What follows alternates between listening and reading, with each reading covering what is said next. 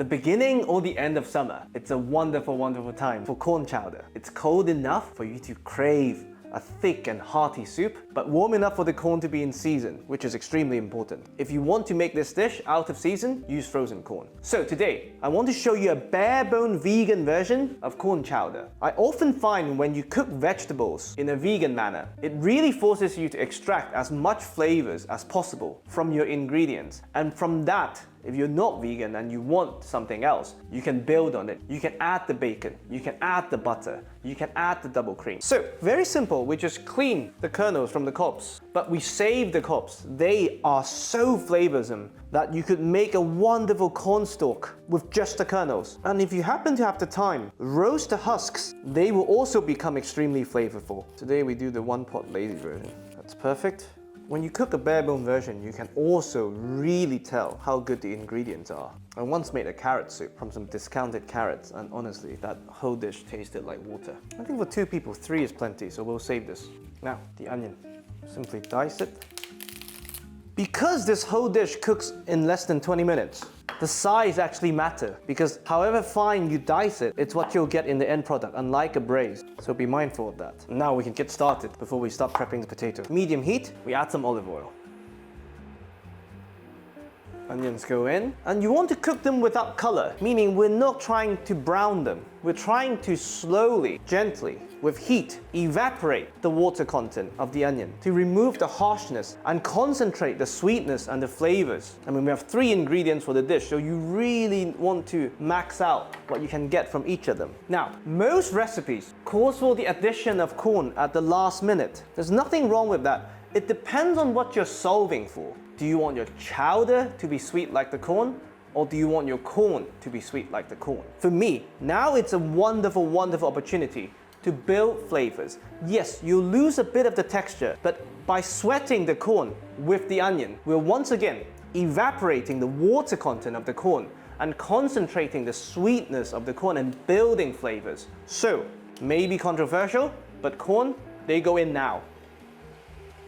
We season with salt, and this will help the corn and the onion release their moisture. There's certain vegetables that you sweat and certain vegetables that you don't. So even with 3 different vegetables, we're sweating the 2 because the evaporation actually makes sense. There's no point sweating the potato. It's not going to impart any flavors, and the starch would make things easier to burn. So potato goes in after the addition of water. I normally like skin-on potato, but for this, you have to peel it for them to really release their starch to thicken the soup. I mean, a chowder, by definition, is a thick soup. And without using cream, we really need all the help we could get. Whenever the sizzle sounds too strong, we mix to make sure there's no browning, no burning. We want gentle evaporation. And we dice our potato. We want them similar size to the corn and to the onion. You see the steam coming out. That's the water content evaporating. And with both the corn and the onion, they have a lot of water content. I'm cooking just for 2 of us at home, but this is a very scalable recipe. So make as much or as little as you desire. This step and the addition of the cobs is really what's gonna make this dish sweet and complex. So take your time. As long as you're seeing a ton of steam, keep moving them, keep cooking them before adding liquid. You see how much they've shrunk, even in volume. Now, once there's not much evaporation going on, diced potato, they go on top. I like to add ingredients before the water so I could gauge how much water is needed to not unnecessarily dilute more flavors. So, that's perfect. Now, water. We're going to add more than that because my cob is practically my lid. Now we bring this back to a boil. Once that's boiling, we lower the heat to medium, and we cook it for about 20 minutes. I mean, you can put a lid on, I'm just being dramatic. So, I'll see you in 20 minutes. Alright, after 20 minutes, everything is cooked. What you want to do is you want to check on the texture of the potato by simply pressing on it, and you can tell it falls apart easily. So you know the soup is ready. Now, simply remove the cobs, thank them for their service. This is really a game changer. You have to try it once. Hot. So, what we have here is a corn, onion, and potato soup. To turn the soup a heartwarming chowder without double cream. It's very simple. You just blitz parts of it as much as you like to adjust for consistency. So first, take this much. Make sure you add some liquid to it.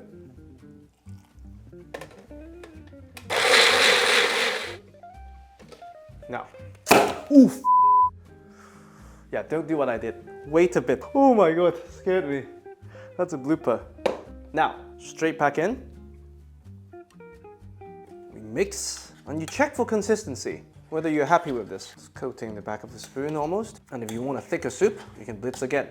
In this case, just a tiny bit more for me. If you want, you can just blitz the potatoes, but I feel like by blitzing the corn, you give the whole soup a nicer look, nicer color. Okay, let's try to not kill ourselves this time. Now we wait a bit. Now we open slowly. Yep.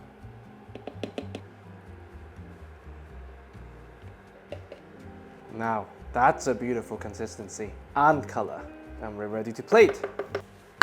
Almost creamy. Perfect. And for this, I like a tiny bit of Japanese 7 spice on top, or just chili flakes if you have. Optional. Color also beautiful. And that's it. The bare bone version, the vegan version of corn chowder. Try this once and you can decide for yourself whether you want to add some salt pork in the beginning, some butter, some cream, some spices, endless opportunities. This is corn chowder. I really hope you enjoy.